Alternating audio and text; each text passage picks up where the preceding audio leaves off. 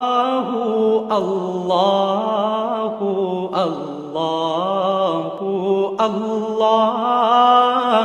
اللہ اللہ اللہ اللہ۔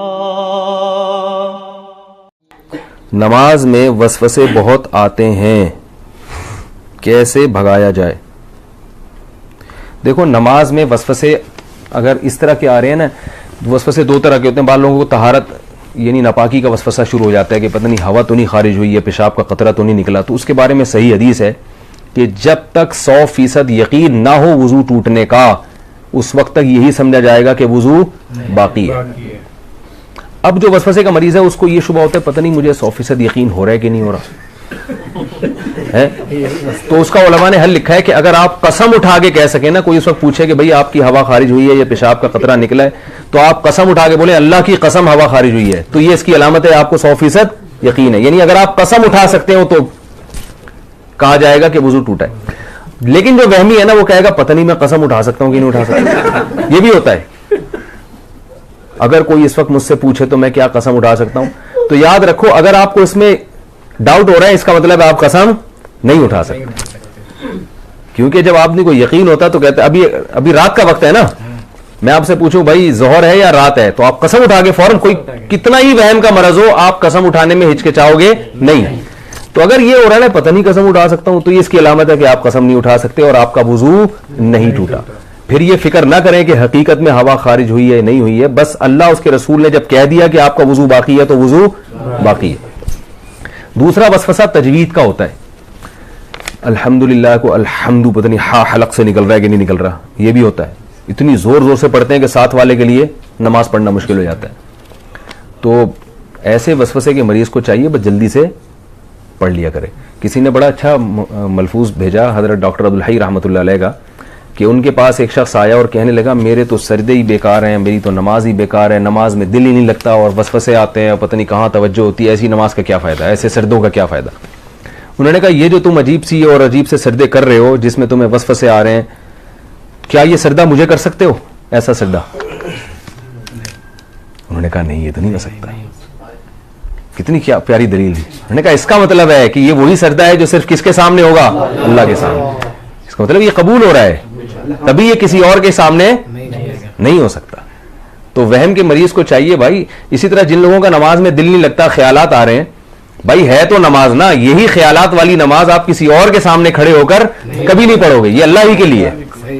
تو یہ اس سے میں نے یہ سنا، مجھے اتنا فائدہ ہوا، میں نے کہا دیکھو یار کتنی حوصلے کی بات کر لی انہوں نے۔ بھائی ٹوٹی پھوٹی لنگڑی لولی نماز ہے تو اللہ کے لیے نا، باقی ظاہر ہے دن بھر محنت مزدوری کریں گے تو خیالات تو آئیں گے۔ خیال تو ایسی چیز ہے جتنا بھگاؤ اور آئے گا۔ وہ لطیفہ سنا ہے کتے والا؟ وہ ایک پیر صاحب نے کسی کو، جعلی پیر تھے نا تو یہ تعویذ گنڈوں کا کام بہت کرتے ہیں، تو انہوں نے کسی کو تعویذ دیا اور 50-60 ہزار روپے اس تعویذ کی قیمت لی۔ اس دیہاتی کو کہا کہ یہ تعویذ ہے 50-60 ہزار روپے کا ہے، اور اب ان کو پتا تھا اثر ورثہ تو کچھ ہوگا نہیں، تو پیسے یہ مانگنے آ جائے گا، تو انہوں نے اس گنوار کو، دیہاتی کو کہا یہ تعویذ جب اثر کرے گا جب گھر میں جب تم داخل ہونا اس تعویذ کو لے کے، تو کالے کتے کا تصور دماغ میں نہیں ہونا چاہیے۔ اب آپ بتاؤ کون گھر میں داخل ہوتا ہے تو کالے کتے کا تصور ہوتا ہے؟ کسی کے بھی نہیں ہوتا۔ انہوں نے بولا جب گھر میں جاؤ گے تو کالا کتا نہیں ہونا چاہیے۔ اب وہ کہہ رہے یار 50 ہزار روپے خرچ ہو گئے، اور اگر کالا کتا دماغ میں آ گیا تو سارا تعویذ ضائع۔ اب وہ بار بار کہہ رہے یار یہ کالا کتا نکلے کسی طریقے سے، چھٹک رہا ہے یوں کر کے کالا کتا، وہ جتنا نکالو گے اتنا ہی دماغ میں آ رہا ہے۔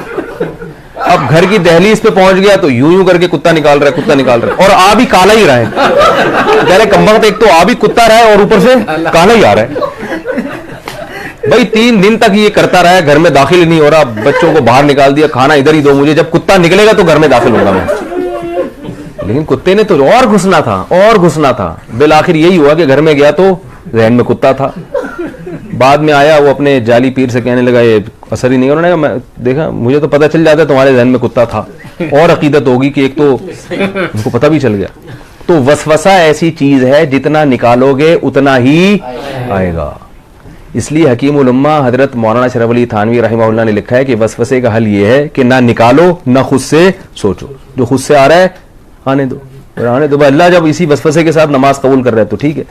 اور وضو کے بارے میں سوچو ہی نہیں, 3 دفعہ منہ دھو, اس کے بعد سوچو ہی نہیں یہاں سے کچھ یہاں سے کچھ. وہمی کے مریض ہیں ان کا کبھی بھی وضو نہیں ہو سکتا, ان کو آپ تالاب میں ڈبو کے نکالیں گے نا 6 دفعہ پھر بھی نہیں ہوگا ان کا وضو. تو یہ بہت بڑی بیماری ہے. اس لیے جو ہے یہ وہم ایسی بیماری ہے کہ ڈاکٹروں جو نفسیاتی ڈاکٹر ہوتے ہیں نا ان کو بھی بیماری ہو جاتی ہے. یہ وہمیوں کا علاج کرتے کرتے جو سائیکیٹرک ہوتے ہیں نا, یہ بھی ہوائی بات نہیں ہے, یہ بھی تحقیق کے بعد بتا رہا ہوں کہ یہ جو سائیکیٹرک ہوتے ہیں نا جو نفسیاتی علاج کرتے ہیں, کچھ دنوں کے بعد ان کو اپنا علاج بھی کروانا پڑتا ہے. یہ حقیقت ہے, آپ کسی ڈاکٹر سے پوچھ لیں, کسی اپنے سے بڑے ڈاکٹر کے بعد بیٹھے ہوں گے کہ مجھے یہ ہو رہا ہے, ٹھیک ہے نا, کیونکہ ہر وقت ان کے پاس ایسے مریض آ رہے ہیں جو الٹی باتیں کر رہے ہیں, تو تھوڑے دن میں یہ بھی الٹے سوچنا شروع ہو جاتا ہے. کوئی نارمل بندہ ہی نہیں آتا ان کے پاس. تبھی میں وہمیوں سے بہت ڈرتا ہوں. کسی کو طلاق کا وہم ہو گیا, کسی کو جناب طہارت کا وہم ہو گیا, تو زیادہ فون آتے ہیں, پھر میں اس کو وہمیوں کی لسٹ میں ڈالتا ہوں. میں کہ بھائی تو پاگل ہے, ہم کو تو نہیں پاگل بنانا, ہم بھی یہی سوچنا آنا شروع کر دیں. میں 2-4 دفعہ اب نہیں بتاؤں گا مسئلہ. تو وہ کیا ہوا تھا, وہ اسی طرح ایک بندہ کیا, اس کو وہم ہو گیا تھا کہ میں بندر ہوں. تو وہ ڈاکٹر صاحب کے پاس گیا, ڈاکٹر صاحب مجھے وہم ہے کہ میں بندر ہوں. ڈاکٹر نے کہا پنکھے سے نیچے اتر کے تو بات کروں گا نا بھائی میں. تو وہ ایک اور ہے نا کہ ایک ڈاکٹر ایک آدمی, اس کو 1 کے 2 نظر آتے تھے. ڈاکٹر کے پاس گیا کہ مجھے 1 کے 2 نظر آتے ہیں, کوئی علاج بتائیں. ڈاکٹر نے کہا آپ تینوں کو یہ بیماری ہے کیا؟ آپ تینوں آدمی کو یہ بیماری ہے. تو بعض دفعہ ڈاکٹر خود اس میں مبتلا ہوتا ہے. تو وہم کا علاج خود ہی کر سکتے ہیں بھائی. وہ کیا ہے کہ وہم کو لفٹ نہ کریں. اللہ